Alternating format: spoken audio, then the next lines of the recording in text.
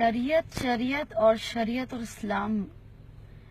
BJP Modi सरकार वालों ने जिस दिन मोदी जी ने गद्दी संभाली थी तो उन्होंने ये कसम नहीं खाई थी कि मैं भारत के लिए निर्माण करूंगा या मैं भारत को आगे बढ़ाऊंगा या भारत के हर देशवासियों को मैं अपनी तरीके से सहमत रखूंगा, हर एक की धर्म और जाति को मैं उनकी आस्था पे मैं कभी उंगली नहीं उठाऊंगा। उन्होंने ये कसम नहीं खाई थी।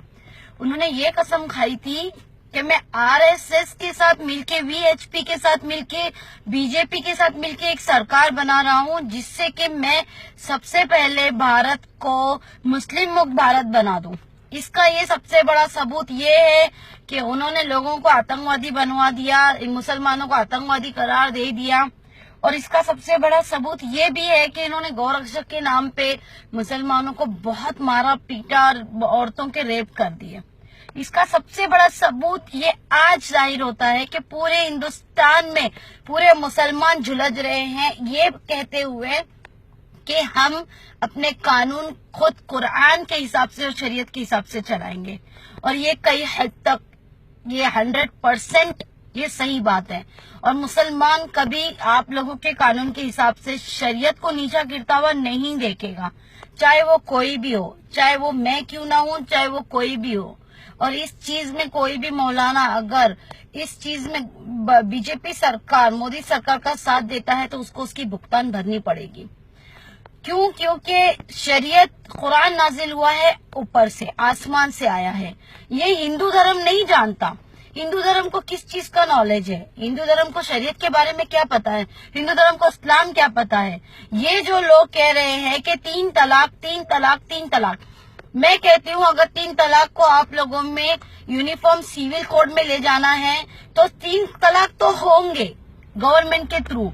आप लोगों को अगर कोई कानून उस पे लाजिम हावी करना है तो उसके ऊपर एक कानून प्रेजेंट करो, लेकिन ये प्रेजेंट करो कि जिस तरीके से निकाह होने के बाद शादी रजिस्टर्ड होती है गवर्नमेंट में, ये अप्रिशिएबल है। इसी तरीके से अगर 3 तलाक होने के बाद उस तलाक को रजिस्टर्ड करवा के एक सर्टिफिकेट गवर्नमेंट से भी आप ले लो, ये चीज अप्रिशिएबल है।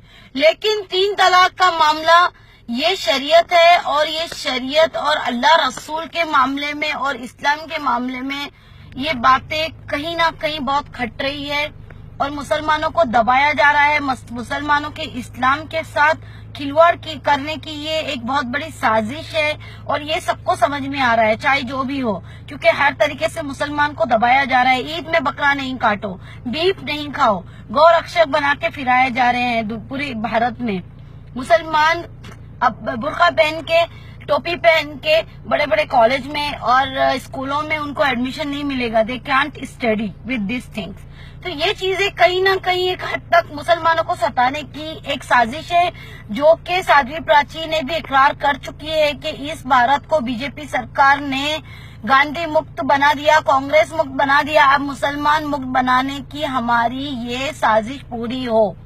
तो मैं ये कहती हूँ मुसलमानों ना घबराओ, खुदा की शान बाकी है, अभी इस्लाम जिंदा है, अभी कुरान बाकी है। मुसलमानों किसी को किसी से डरने की जरूरत नहीं है। मुसलमानों ये शरीयत है, ये इस्लाम है। 3 तलाक का मैटर हो या निकाह का मैटर हो, इसमें मुसलमान और इस्लाम नहीं झुकेगा। हम झुकेंगे, इंसान झुकेंगे, कानून, भारत के कानून के सामने हम झुकेंगे। हम इंसान हैं, हमें झुकने का पूरा हक है, हम भारतीय हैं। लेकिन इस्लाम को झुकना या शरीयत को झुकना या कुरान को झुकाना एक बहुत बड़ी साजिश हो जाती है, पूरे आसमान को हिला के रखने की साजिश होती है। दूसरी बात, जिस तरीके से हिंदू धर्म वाले, अगर मैं कहूँ कि तुम ये शादी 7 फेरों में नहीं करो, निकाह करो, तो क्या तुम मानोगे?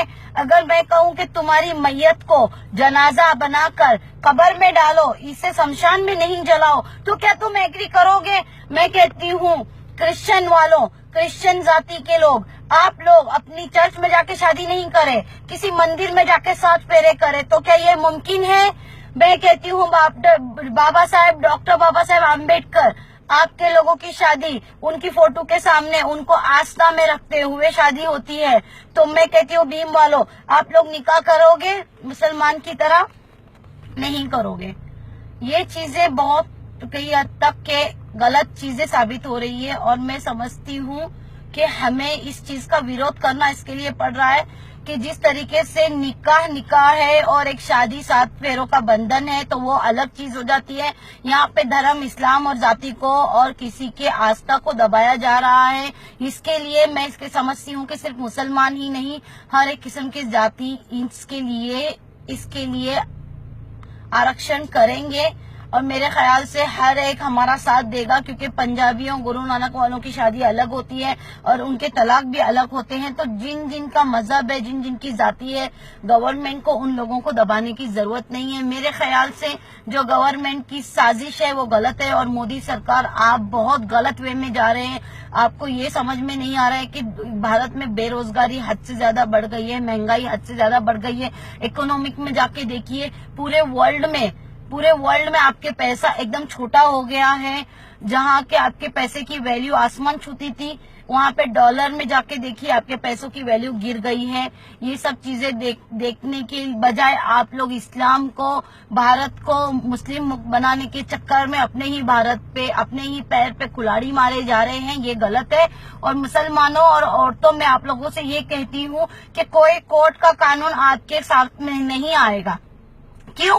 کیونکہ شریعت میں اور اللہ تعالیٰ نے قرآن میں مسلمان کو جو عزت دی ہے وہ دنیا کی کوئی اور قانونوں میں وہ عزت نہیں ہے. وہ جو اعلیٰ مقام دیا ہے مسلمانوں نے، عزت دی ہے ایک قرآن میں ایک عورت کو، آپ صلی اللہ علیہ وسلم نے، رسول صلی اللہ علیہ وسلم نے، وہ عزت آپ لوگوں کو کہیں نہیں ملے گی. اس کے لیے کہتی ہوں قانون کے دروازے کٹکھٹانے کی جگہ پہ اگر آپ اپنے مولویوں کے ساتھ بیٹھتے اور اس چیز سے ڈسکس کرتے کہ یہ طلاق مجھے فون پہ دیا گیا ہے یا تو یہ کس طریقے سے دیا ہے، طلاق سب سے پہلے یہ گواہی لیتا ہے کہ وہ شخص جس نے طلاق دیا ہے کیا وہ نشے میں تھا یا اس کی کوئی گواہی ہے. یہ سب چیزیں، بہت سی چیزیں ہیں. میں اتنا نہیں جانتی، میں بہت کچھ جانتی ہوں لیکن اتنا نہیں جانتی جتنے کے مولوی جانتے ہیں، جو کہ قرآن میں ہر ایک حروف کا مطلب جانتے ہیں. تو میں یہ سمجھتی ہوں کہ عورتوں، میری بہنوں، میرا حق اتنا ہی ہے کہ میں آپ کو سمجھا سکتی ہوں. باقی آپ کی مرضی ہے. جو حکم آپ کو اللہ اور اللہ کا رسول دے گا، جو قانون آپ